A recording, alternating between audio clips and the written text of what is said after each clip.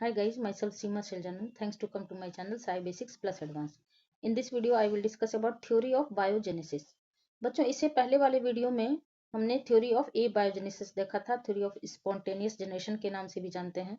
उस थ्योरी में पूरा अच्छे से मैंने डिटेल आपको एक्सप्लेन किया था कि स्पॉन्टेनियस जनरेशन में एरिस्टोटल, नीधम, इन लोग ये साइंटिस्ट ने कैसे बोला था कि माइस कैसे स्टोर्ड ग्रेन से जनरेट हो जाता है या फिर फ्रॉग कैसे मड्डी सॉइल से जनरेट होता है, जबकि आज अभी हमें पता है कि आज के डेट में कि ऐसा नहीं पॉसिबल है। तो इनको डिस्कार्ड करने के लिए इन्हें क्रिटिसाइज किया गया 3 साइंटिस्ट के द्वारा। कौन कौन से? Lazzaro Spallanzani, Francesco Redi and Louis Pasteur. तो इस वीडियो में हम कौन सा थ्योरी देखेंगे? लेजारो स्प्लेंजनी का एक्सपेरिमेंट देखेंगे। इन्होंने एक्सपेरिमेंटली प्रूव कर दिया कि लिविंग थिंग्स केवल लिविंग थिंग्स से ही आ सकता है।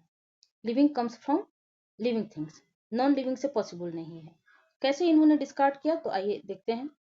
This theory states that living organisms arise from pre-existing living organisms rather than spontaneously from non-living matter. इस थ्योरी के द्वारा इन्होंने इन तीनों साइंटिस्ट ने क्या बताया कि living organism arise from pre existing living organisms rather than spontaneously from non living matter.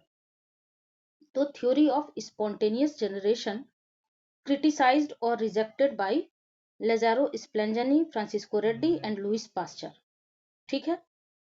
They finally convinced with their experiment that living things come from other living things. आइए देखते हैं स्प्लेंजनी एक्सपेरिमेंट में। बच्चों आपने देखा है कि मैं कंटेंट को अपडेट कर रही हूँ, तो ये वाला कंटेंट आपके लिए ज़्यादा इफेक्टिव होगा। तो आइए देखते हैं लेजेरो स्प्लेंजनी।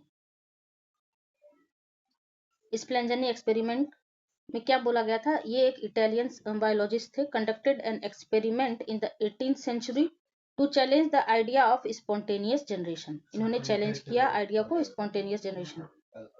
ही बॉइल्ड ब्रॉथ इन 2 कंटेनर। इन्होंने बॉइल किया ब्रॉथ को 2 कंटेनर में। एक कंटेनर जो है वो 1 sealed container and another open container.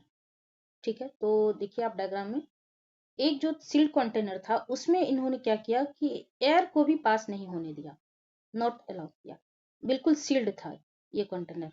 और यहाँ ब्रॉथ आप देख रहे हैं। और ये जो दूसरा अनदर ओपन कंटेनर था, इसमें अच्छे से एयर पास हो रहे थे। तो इन्होंने क्या देखा कि ये जो सील्ड कंटेनर था इसमें नो माइक्रोबियल ग्रोथ था, और दूसरा कंटेनर जो था उसमें माइक्रोबियल ग्रोथ था। इसमें कोई माइक्रोबियल ग्रोथ नहीं देखा जो सील्ड कंटेनर था, और दूसरे में देखा कि माइक्रोबियल ग्रोथ हो रहा था।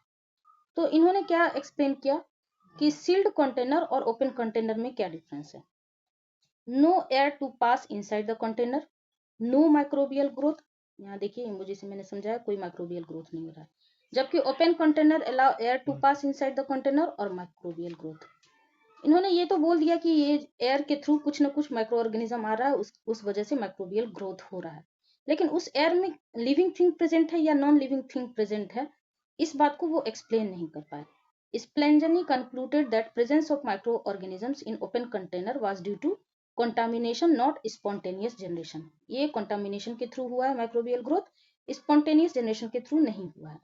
ठीक है, ऐसा तो इन्होंने बोल दिया, लेकिन ये नहीं बता पाए कि जो हवा थे एयर में लिविंग कंटेंट है, लिविंग थिंग है या फिर नॉन लिविंग थिंग है। इस बात को नहीं एक्सप्लेन कर पाए। तो उसके बाद आए लुइस पास्चर, और फिर उसके बाद एक और साइंटिस्ट थे, कौन से? रेडीज एक्सपेरिमेंट। तो सेकंड पार्ट में हम देखेंगे लुइस पास्चर का एक्सपेरिमेंट, ये थर्ड पार्ट में रेडीज का एक्सपेरिमेंट। छोटा छोटा वीडियोस आपके लिए हेल्पफुल ज्यादा होता है। तो ये हमने क्या देखा? स्प्लेंजनी एक्सपेरिमेंट।